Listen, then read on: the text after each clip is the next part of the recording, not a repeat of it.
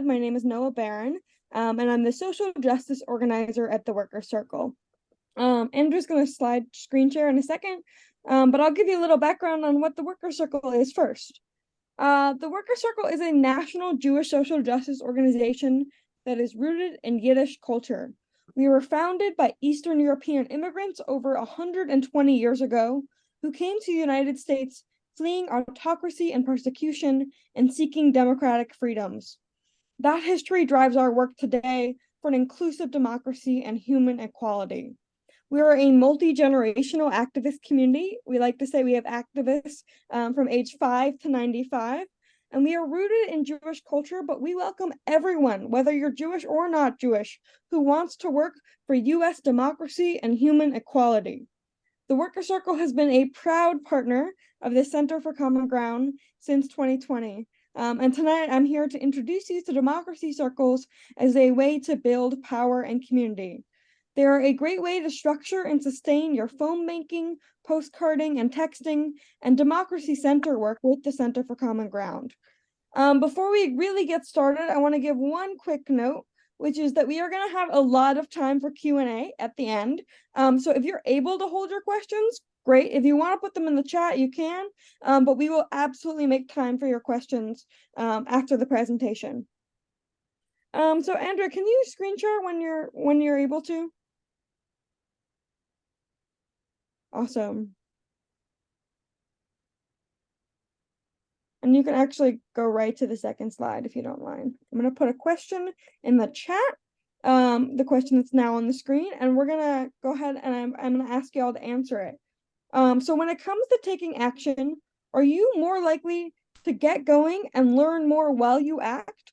Or do you want to learn about an issue first and then take action? Which kind of, person are you? Are you a learn first or are you an act first?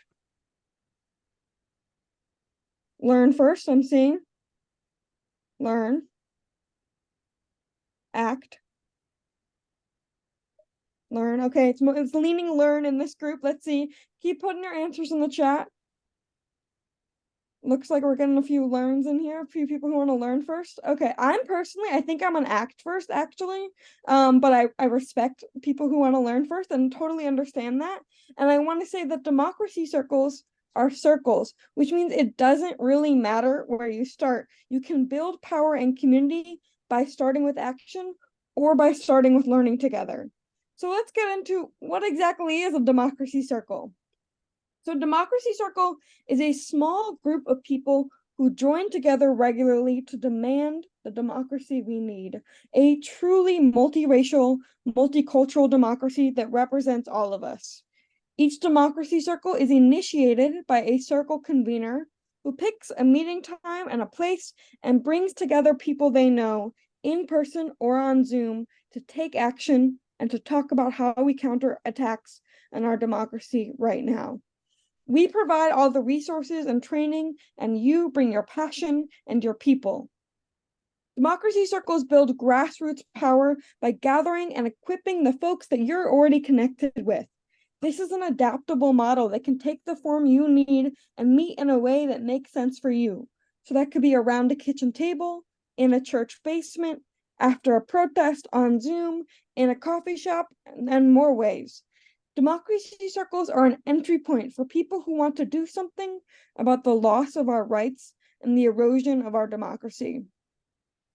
So let's go to the next slide. The background for democracy circles is this idea grew out of the real needs of people in our activist community. In January 2022, a group of Worker Circle members, including myself, engaged in nonviolent civil disobedience in Washington, D.C. And on the train ride back from that protest, a few of our college network students, Noelle, who's our social justice director, and myself were having a discussion wondering what would it really take to get more people to engage in meaningful, strategic action on an ongoing basis. And it was actually Murley, who was an NYU student at the time, who brought up the point that activism can often be really lonely and overwhelming. People want to feel like they have community and know that when they act, they are doing so in a way that is actually meaningful.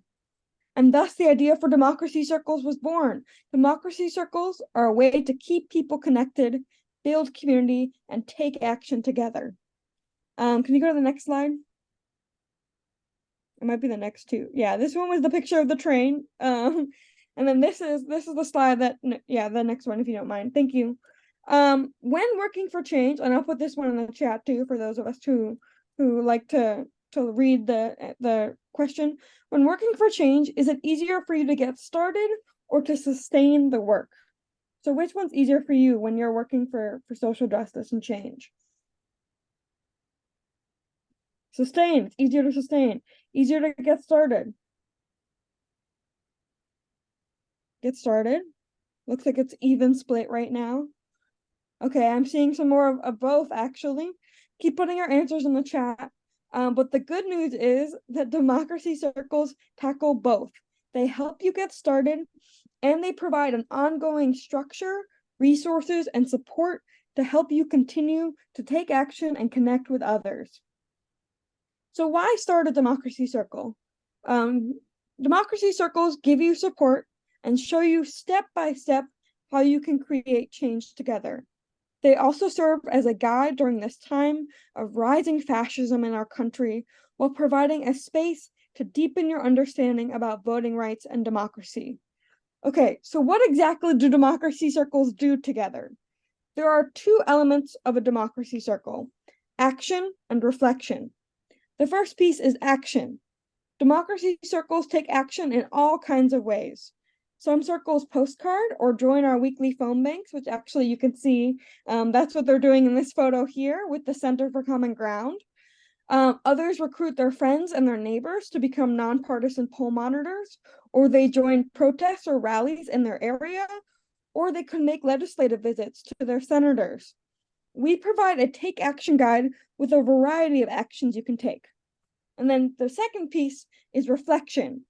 We also provide discussion resources to help you and your democracy circle reflect and think about the state of our nation.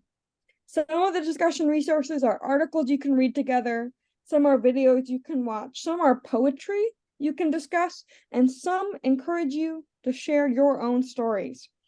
We really wanted to level the playing field with democracy circles. Some folks have gathered people for years, and others have never put together a gathering.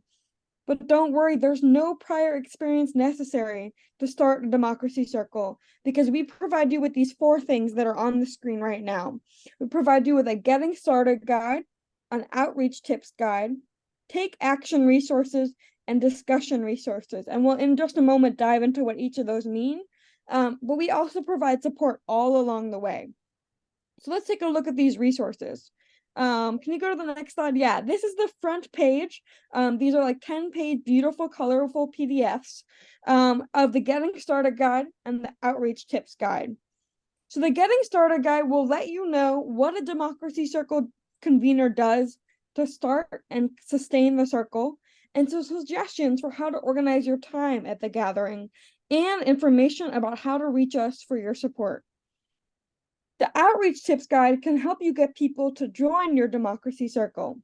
Maybe you're a long-time postcarder with the Center for Common Ground, but you've been postcarding alone in your living room and you're not really sure how to reach out to other people. Our Getting Started Guide and Outreach Tips help you connect with others in your community or online. We know that it often takes many attempts to gather people, even when they're interested. And so we have some advice on when and how to persist. So let's take a moment actually to think in the chat together about outreach. Would you mind going to the next slide, Andrea? Many of us gather with folks every day.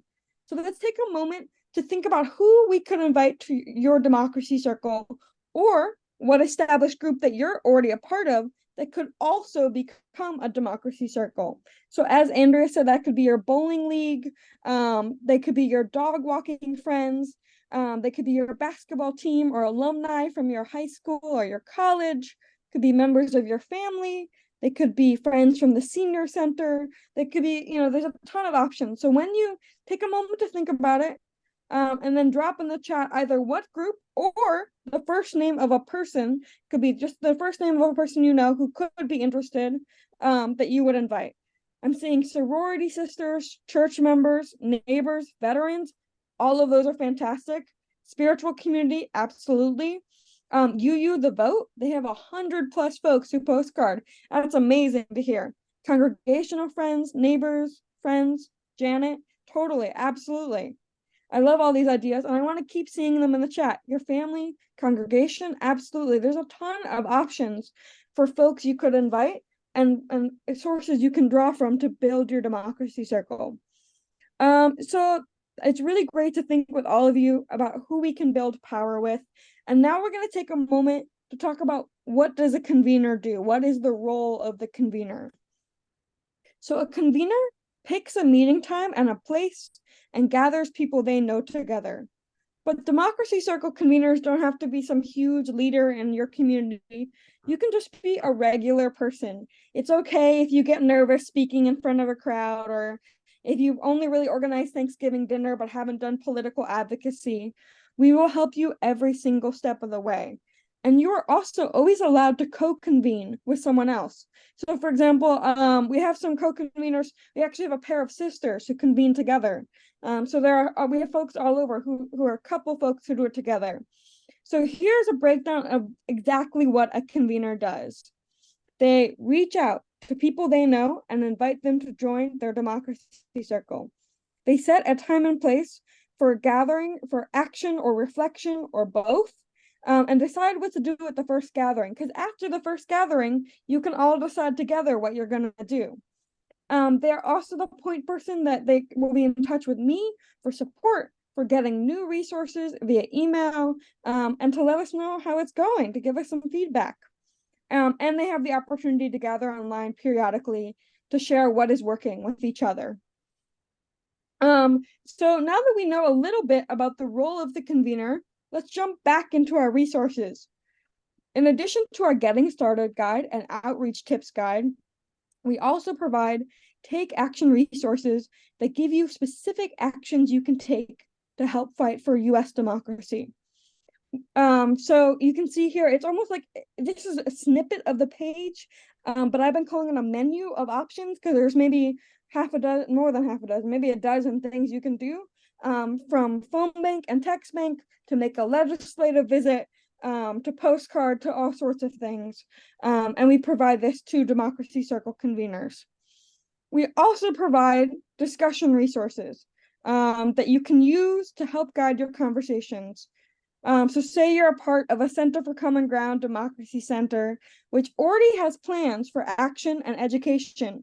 Our discussion resources could be the small group element during an established program, or you could use them to help build continuity and community in between events. So I'm thinking about, I'm going to find your name in the chat, Susie, who talks about UU the Vote, which is 100 folks, which is over 100 folks, which is fantastic. You could use our discussion resources with groups of maybe 10, so 10 groups of 10, and kind of to sustain their work in between and talk about what's going on in our country. And we'll show you in a few slides what those resources actually look like. So when you sign up to convene a circle, would you mind going to the next slide, Andrea? You and I set up a time to talk, and I will walk you through everything. We'll think together about what your circle will look like, and I will hear your hopes and your dreams and your ideas for what your circle can do. Okay, so let's go to the next slide. So what we found is that people want to take action with others in ways that are strategic, but folks also want to learn. Many of us, including myself, were not really taught civics in school, or we were taught civics in a way that made us objects rather than agents of democracy. If you stopped someone on the street and asked them what's the filibuster, they probably won't know the long racist history of it, or how the filibuster blocked the Freedom to Vote John R. Lewis Act from passing last year. So we have an article on the filibuster with a set of discussion questions. We provide resources from trusted organizations like the Brennan Center and journalists like Ari Berman, and credible media organizations that are short enough to read with your circle and provide a framework for understanding why the heck in 2023 we are still fighting to make sure Black voters can access the ballot. These resources and discussion questions provide deeper context for the dedicated postcard writers and phone bankers or door knockers who are already in motion together from Virginia Beach to Monroe, North Carolina to Atlanta, Georgia. And they draw in the people, like many of you, who won't act until they have a better sense of what's going on. So these resources are also living examples that can be used if you're preaching a sermon, if you're leading a Bible study, and these resources work on college campuses where students are very anxious to connect the loss of voting rights with the loss of abortion rights or other issues they care about.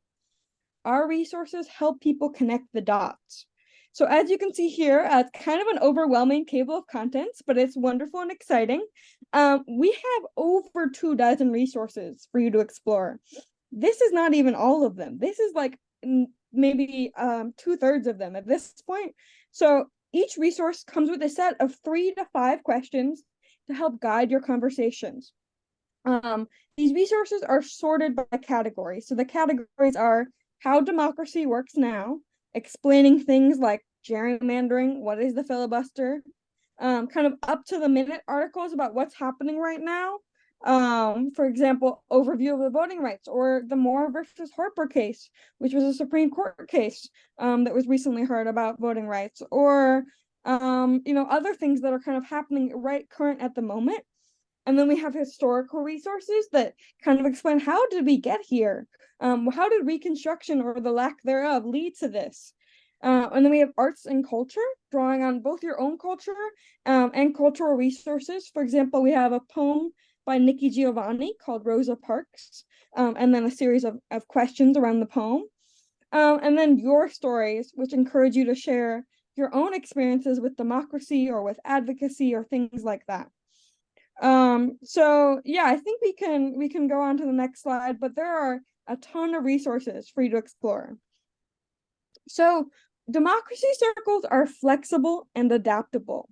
I'm going to share with you 4 models for what a democracy circle can look like: a congregational model, a kitchen table model, an into the streets model, and an organizer model. Each of these examples comes from one of our real democracy circles. These are the people's real first names. But you can also create your own model. It doesn't have to stick to one of these. So the congregational model. Nancy's Justice Committee at her synagogue wanted to get more people involved in fighting for our democracy. They gathered 11 people on Zoom, and together they read an article about how the anti-abortion movement eroded our democracy. Then they discussed the article using the questions we provide. Her Justice Committee was already writing postcards with the Center for Common Ground.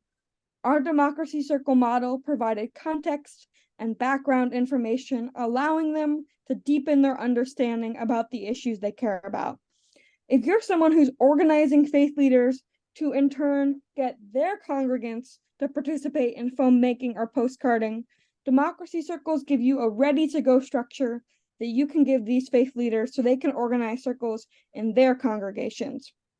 And while Nancy's Justice Committee used it to jumpstart congregation-wide programming and action, you can also use it to catalyze small groups in homes or in your congregation. And by the way, this model also works for unions, inside senior centers, or for other organizations that gather frequently and have a constituency. The next model is the kitchen table model. Susan and Barry gathered 2 friends from their area before the Georgia runoff last year. Together as a democracy circle, they wrote over 200 postcards, I think it was almost 300 postcards, to Georgia voters with the Center for Common Ground and the Worker Circle. Forming a democracy circle helped them create a safe and a welcoming space while they wrote those postcards. The next model is the Into the Streets model. Diana invited 5 people in her area to protest in Northern California, and afterwards they met together at a local coffee shop to share stories and reflect. Our final model is the organizer model.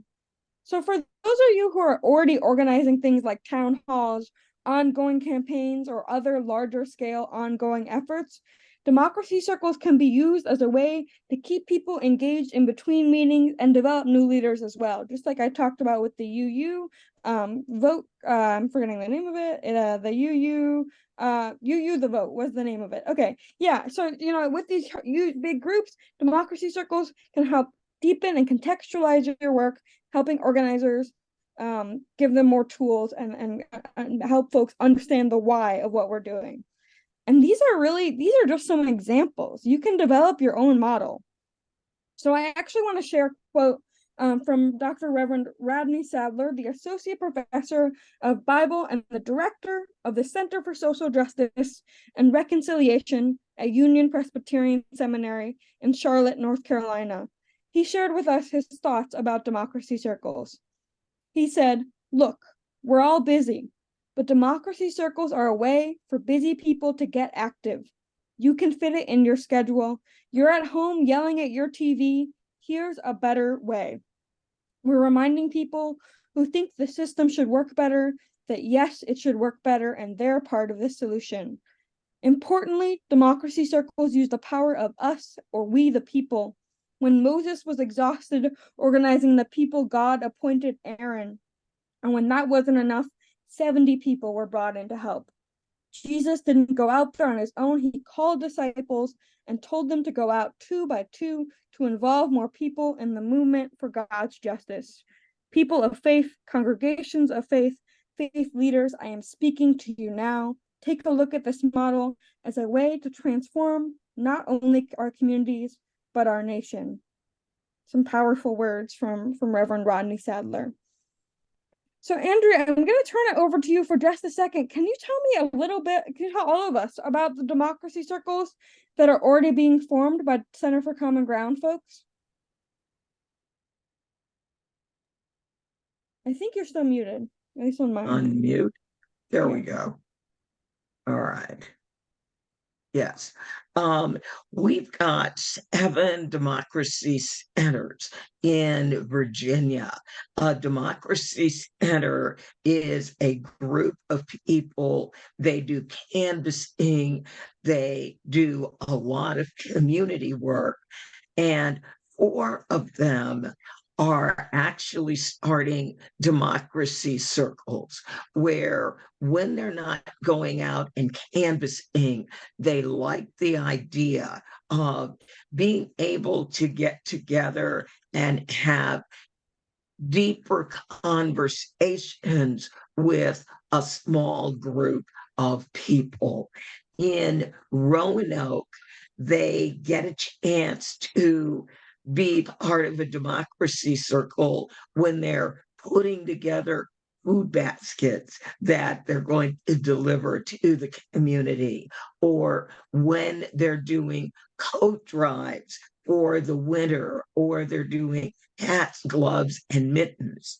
In Virginia Beach, they have these very, very large town halls where they get 30, 40, 60 people.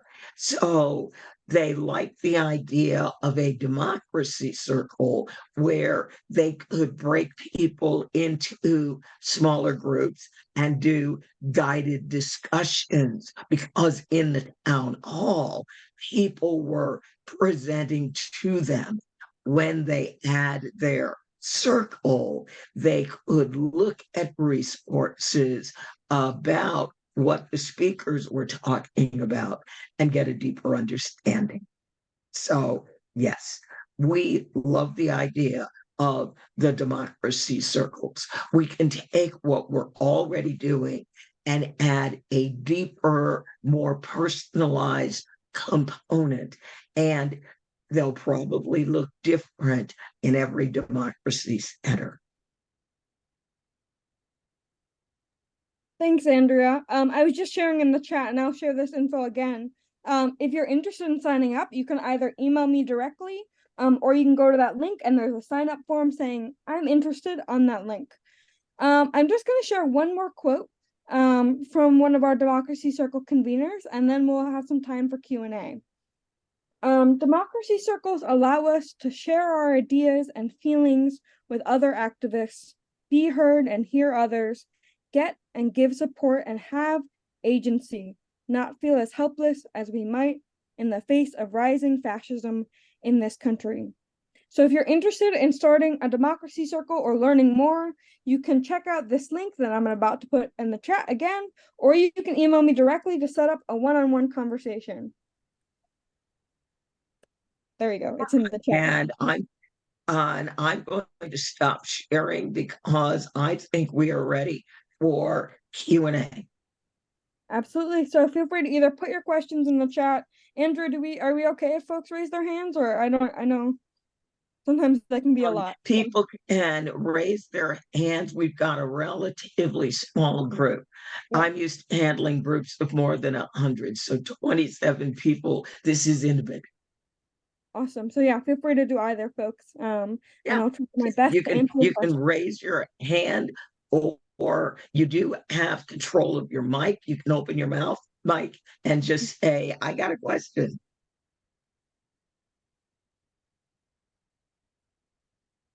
They're all being so quiet. I know some of you, so you can feel free to ask us questions. Hey, Chuck. Hey, greetings from Washington, D.C. Thanks, Andrea, and a terrific presentation, Noah. I think I saw you a few months back, and I really enjoy you're getting sharper and better and all the time. This is great work. And Andrea knows that I spend a good amount of time. I'm an academic and an activist, thinking about and writing about fascism. And I know you make reference to it, and I just am curious as to what materials you point people to, just to kind of educate us up as to what it is that you mean by this term, just to put it in good context and understanding. Thank you. Yeah, absolutely. As a Jewish organization, I'm sure you can imagine we don't use that term lightly. We point to a few resources. One is Timothy Snyder, who is a professor out of Yale, who talks about fascism and tyranny. He has a book on tyranny, which we're actually developing into a democracy circle resource. It's like a short book that's easy to kind of digest for anyone. And the other thing is we have kind of a few videos we linked to on our website. I'm actually going to pull one up. I'm not going to play it, but I'm going to pull it up and just send you the link to it. It's a video we talk about. Let me mute my thing so it doesn't play the ad. It's Jason Stanley talking about the definition of fascism. And we, unfortunately, the definition does mirror what's happening in this country. So yeah, it's scary, but we want to be accurate about the term we're using. Yeah, and as Jews, we don't use that term lightly. If you don't mind, I'm going to put a link to the website that I'm developing on really anti-fascism, if that's okay. Thank you so much. Please. Yes, this is about sharing. Thanks, Chuck. Thanks a lot. Yeah. Katie. Hi, Andrea. I'm glad to be here today. And I'm so excited. My wonderful pastor, Ashley Heastan, is here too. And Noah, I owe you. You reached out to me, and I need to connect with you. A couple of things. One is that I think about, where I live. I don't live near the church where I go, and I have. So I have like, I don't know, in a way, I'd want to start like 3 democracy circles. And so I need to, and some of them might overlap, but I would love to chat with you about how to sort of proceed with those kinds of things. Another thing, though, is that, I guess I feel like a lot of the people I am an activist with are kind of well versed, and sometimes talking about things too much can actually, be a drag. And we're so guided toward the action because the action makes us feel better when we know about the disenfranchisement and the gerrymandering and all that. So just curious about your how, or anybody here who's currently in a democracy circle, how that kind of works. I mean, it's always really good to get more background information, but I'll stop talking and wait. Yeah, at the beginning, we did that vote of if you're someone who acts and then learns, or learns and then acts. I'm definitely personally someone who likes to get in motion and then will learn as I'm doing the thing. And we have some circles like that, absolutely. We also have some that are kind of the reverse. We have some circles that frankly don't engage in the discussion resources much, and much rather go to an action and then use our post-action questions to chat about, what the protest, what it was like, how it felt, did it feel impactful, why they went, things like that. So I think that's totally fine and totally a valid way for a democracy circle to run. In the inverse, there are totally folks who are scared or don't know what to do until they kind of learn what gerrymandering is or how it's affecting them in their county or things like that. So it works for both kinds of folks. Well, one of the things that I've been asked to do is to develop a few additional resources around voting. And we are seeing some very unique things around restoration of rights in Virginia. And so we will be working with some of our activists to basically let people know how you can spot when things are really starting to turn in another direction on voting rights. Yes, there's the big obvious thing when North Carolina passes a really horrible law. But there are other things that are far more subtle and can be just as devastating to a vulnerable community. Right. I'm always delighted when I see you. Robert, go ahead with your question. I think you're unmuted. Robert, are you able to chime in? I don't know if you're. Oh, I didn't realize I was being called. Yes. It's good to see you again, Andrea. I'm wondering if Democracy Circle would be a way of getting people who are doing different things already to work together. In other words, if you have someone working on voting and another one working on climate change, and I think I see a lot of passion. It's similar, and it would seem to be good for them to talk to one another. And what do you think about doing it that way? I absolutely think that makes a lot of sense. I think, honestly, in my view, we can't get climate things done until we have a working democracy, or we can't get, things that are actually pretty popular. If you look at polling data, we can't get legislation passed because our democracy isn't actually functioning. So if we all work together to make a functioning democracy, maybe we can, kind of then move on to climate. But at this point, until we have kind of federal legislation and more comprehensive voting rights for everyone, climate's not moving. Honestly, it's like the truth, and it's upsetting. What do you think, Andrea? Well, I had in 2020 a bill that I thought was a complete and total slam dunk. The Virginia legislature had just gone completely blue. The entire top of the ticket was blue. And I had a bill introduced that would prohibit public utilities from contributing to candidates for governor and or the Virginia legislature. Seemed like a slam dunk. The Democrats defeated the bill in committee. So one of the things that democracy circles would be really, really great for would be building up support and coming up with ideas. How do we let more people know about what's going on? And when something like that happens, calling out the people that we really thought would stand behind it, who just said, no, I get money from the utility companies like everybody else. I'm better at hiding that I got money from utility companies. So that was disappointing. Thank you. Right. Do we have any other questions? I see Larry has his hand up, his real hand, not the Zoom hand. Yeah, thank you. Three. I haven't mastered this technology 100%.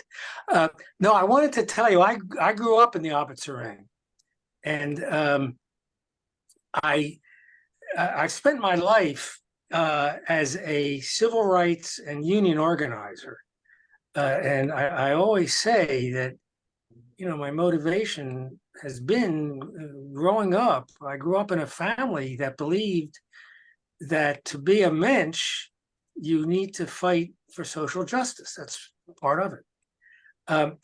Here's my question. I've been working in Mississippi also most of my life, off and on, and I moved back to the community where I was an organizer, as a voter rights organizer in the 60s. I moved back there to live several years ago. And I'm pretty enmeshed in the community. The people there are both afraid, and I don't mean afraid in the sense of afraid of public speaking or afraid that they don't know enough. I mean fear in the sense of afraid if they speak up, they'll lose their jobs. There'll be other consequences, and are also there's a feeling of hopelessness. It's not apathy; it's hopelessness because it's Mississippi, and in Mississippi, for example, there is no early voting. It's been gerrymandered for longer than anybody can remember. We need everything. But there's tremendous potential because we need everything. And in the area that I live, which is 85% Black, everybody wants to do something, but they're afraid, as I say, to take action and so forth. So here's my question. Can the model of Democracy Circle be adapted to such a community? Yes. Do you want to Yes. elaborate and then I can chime in, Andrea? Go ahead. Yes.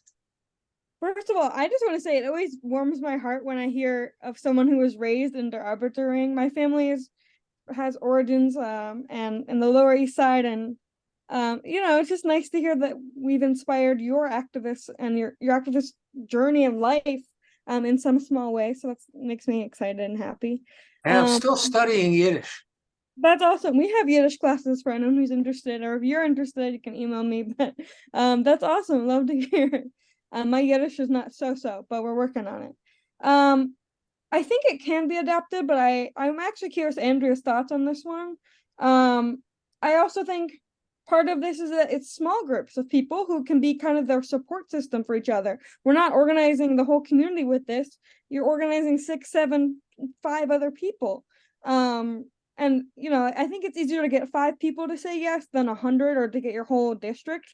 But that 5 people, you know, that quote, never doubt that a small, thoughtful group of citizens can change the world. It's the only thing that ever has. Right. It's the only Margaret Mead. Yes. That's the important second half of it. It's the only thing that ever has. Yes. So I believe that democracy circles can be part of that movement of small, thoughtful, committed citizens. And I'm curious if you have other thoughts, Andrea, that you want to add. Well, Larry, you and I will talk about this further later, but my thought is when you are in community and you are dealing with the fear of reprisal for speaking out, one of the things that the community can do is you can find allies who are safe from those reprisals, who can be your surrogate, and they can bring these ideas out and get other people going. I always thought that was like really dumb the way they did that. And when someone else says it, they're like, of course, that's ridiculous. What can we do about it? How do we fix it? That would be one possibility, that there's a group and you bring out, these are issues that we really need to work on in the community, but it is not safe, nor will it be effective for us to try to bring them forward. However, if you were to bring them forward, then will be a whole nother issue. So Larry, like I said, you and I will talk. EC and then Susie. Alabama is in the house. So everybody, Georgia, Alabama, Mississippi are here, and North Carolina. The Deep And South Louisiana. is here. And Louisiana, that's right, Robert. Yes. Thank you very much, Andrea. I hope you can hear me. I'm on my telephone. Oh, I hear excuse you, me, and I EC. wasn't able to put Yes. this in the chat. But what we would like to have is some get started information. We have a number of groups who are interested in starting democracy circles. Some may not have the ability. We've shared one of the previous links, and of course, we will share this one once it becomes available. But if we could have some material, some hard copy material, that would be very helpful as we travel throughout the state and make our communities familiar with capabilities of their capabilities of using this as a tool for what we're getting ready to do in the future. So thank you very much. Absolutely. Thank you, EC. Yes. Now, I was just gonna EC, say, yeah. they work with, they're part of a college fraternity. Oh, that's wonderful. Yeah, if you can, I can just give you my email and then I can mail you. You just give me your address and we'll talk about it and I'll mail you. We have like postcard size things that explain what a democracy circle is. And then we also have the getting started guide that I can mail you hard copies of, because it sounds like that's the easiest way to get it in folks' hands. So we can chat offline, definitely. I know you're on your phone. You're probably not able to put it in the chat. Andrew, do you have EC's email? If not, I can shout out my email. He is a democracy center leader, so most You do, definitely. absolutely. Yes. Okay, perfect. Yeah. So you can add Alabama to Virginia and Georgia and North Carolina. And I know if he hasn't already reached out to you, Anthony, in South Carolina, you can add our whole collection of southern states. I can put a star on the map. I love it. That's right. That's right. Susie. Unmute, Susie. You're muted. Does Grace have a There you question? are. I'll defer to Grace if she wants to ask her question first. Grace, you're muted.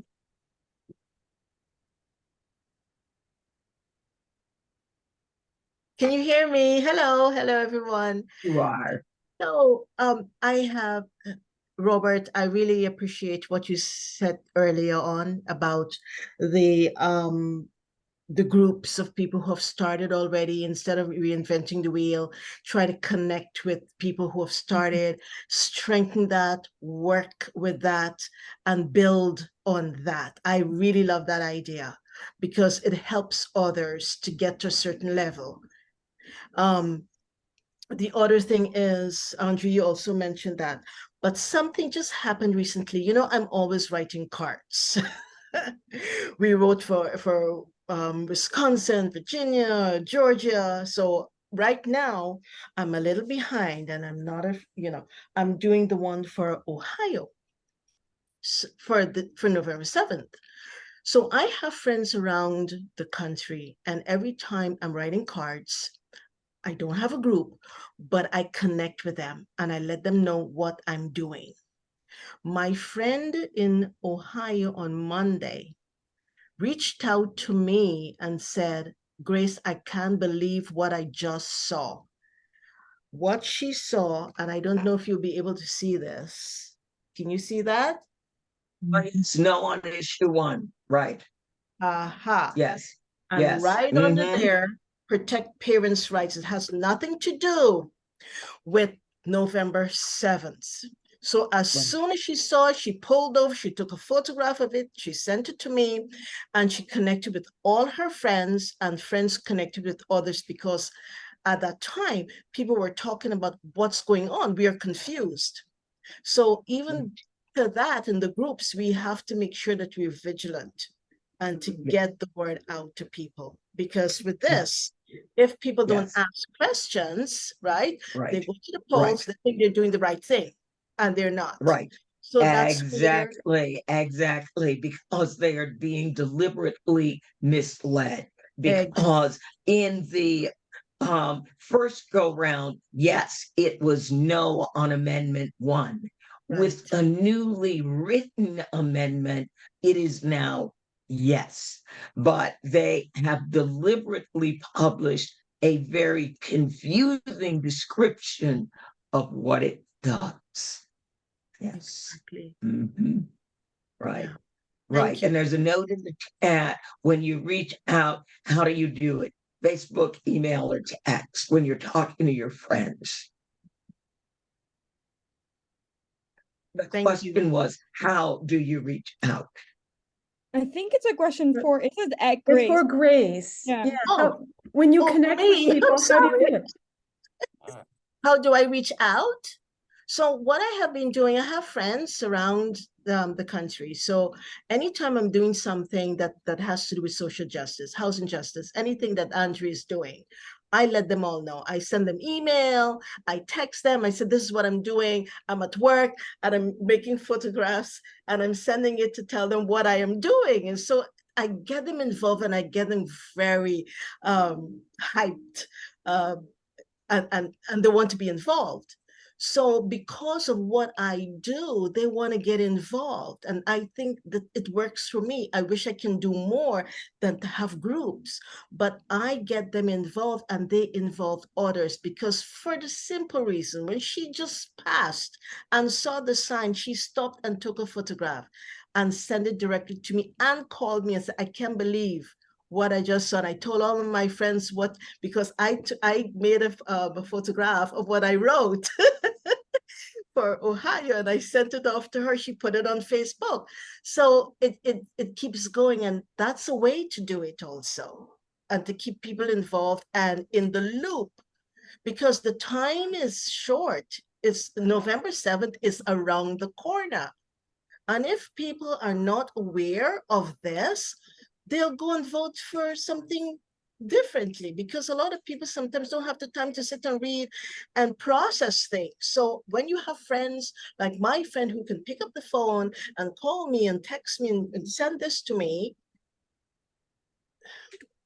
that's what we need. We need Yes. to continue the fight. Do not sleep, do not slumber, because the others are not sleeping, and I'm telling you, and they don't even listen to the news. They're not aware, they don't care, but we care, and we have to educate each other. Yes, yes. And thank you for that, Grace. That is wonderful. Susie, I'd love to hear your comment. Thank you. First of all, Andrea, thank you for your leadership on this work, and particularly the non-partisan focus. We are a church group and we've been working at it for a long time, and we have come to really rely on the work that you're doing. Anything Andrea does, we do. And so thank you for that. And that is what brought us here today. And I really appreciated Noah's presentation, and I look forward to it. And you talked about the sustaining. And that's what we have a little bit of trouble. We formed as a group in early 2020. And I took on a leadership role thinking I was going to November 2020. And my energies ebb and flow. And we have a large group. And unlike some of you who are working in small areas and in different parts of the country, I live in Massachusetts, and I live perhaps in the most progressive city in Massachusetts. So we have a lot of people who are really paying attention. They're well informed. They want to do something. And so we're constantly faced with the challenge: how do we keep up the momentum? And I appreciated the list, the reading articles or just doing the small groups, and we'll look to that. I guess I do have a question. Again, I look forward, Noah, for your resources on sustaining, but I was never clear from the get-go the relationship between Center for Common Ground and the Workers' Circle. So our very close coalition partners, the Workers' Circle and Center for Common Ground, we have worked together since 2020, maybe even a little bit before then. The Workers' Circle, they host postcard parties or Center for Common Ground. They host phone banks. When we're texting, they text with us. So because we run and work on elections totally nonpartisan as a C3, we are, of course, faith and faith adjacent friendly. And what we found is what we do, providing voters with the information so that they can then go and vote their heart and their mind, is really all most people need. We aren't selling candidates.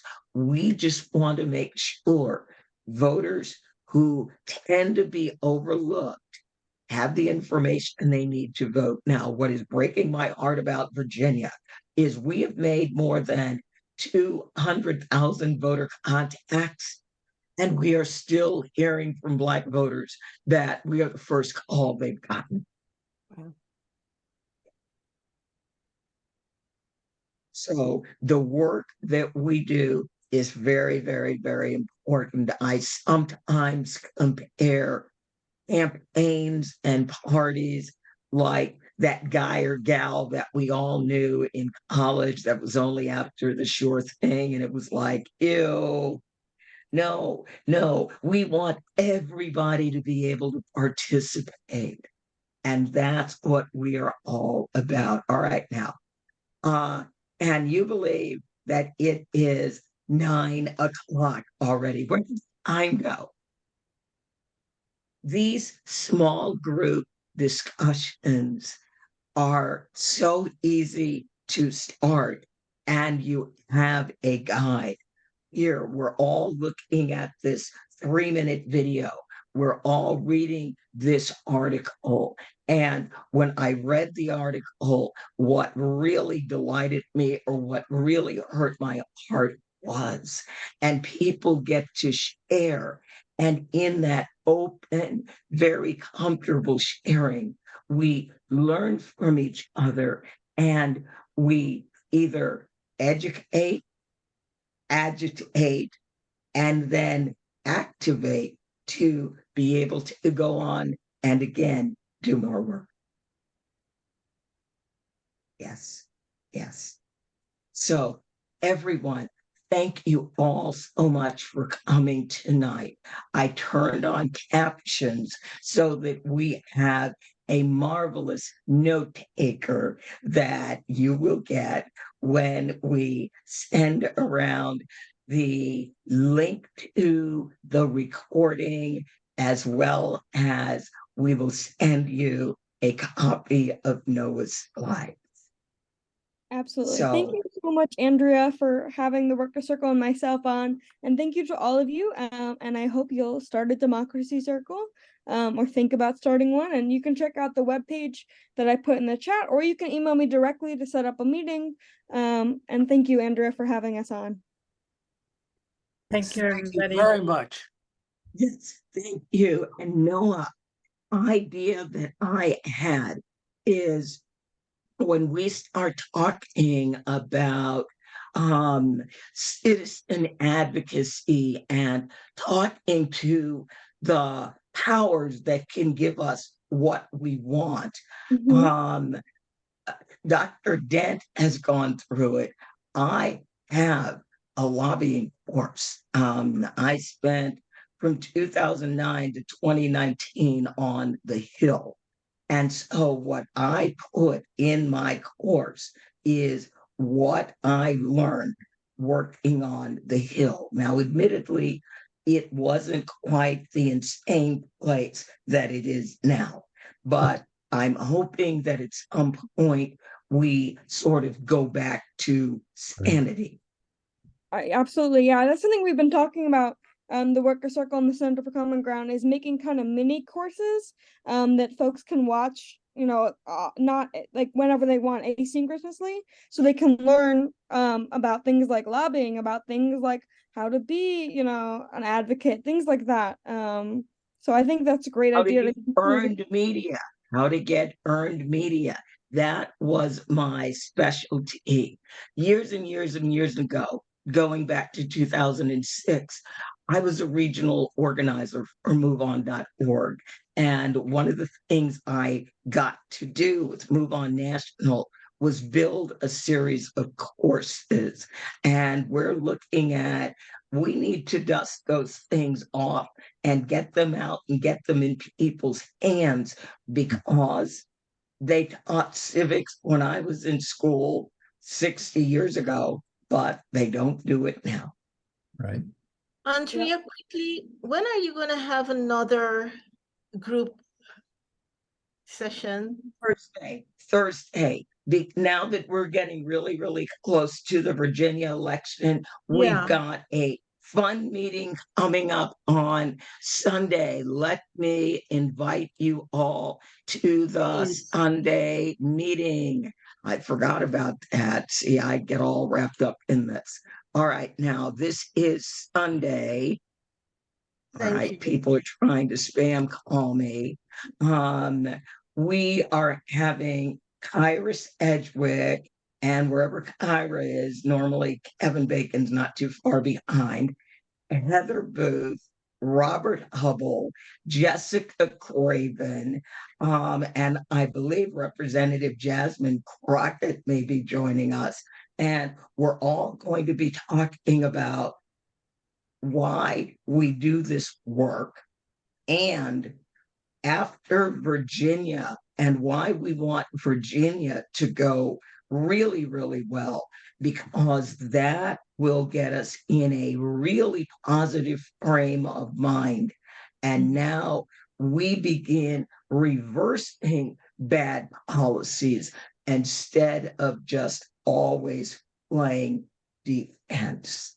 So Alabama, Mississippi, Louisiana, North Carolina. Wouldn't it be great if we could turn you into Virginia? Andrea, I have a quick question, please. Someone had asked me not too long ago, how can we get more people out to vote? Do we only just wait until it's crunch time? Can we just engage people before? Let them know that. I love that, Grace. We have democracy centers because they work year round.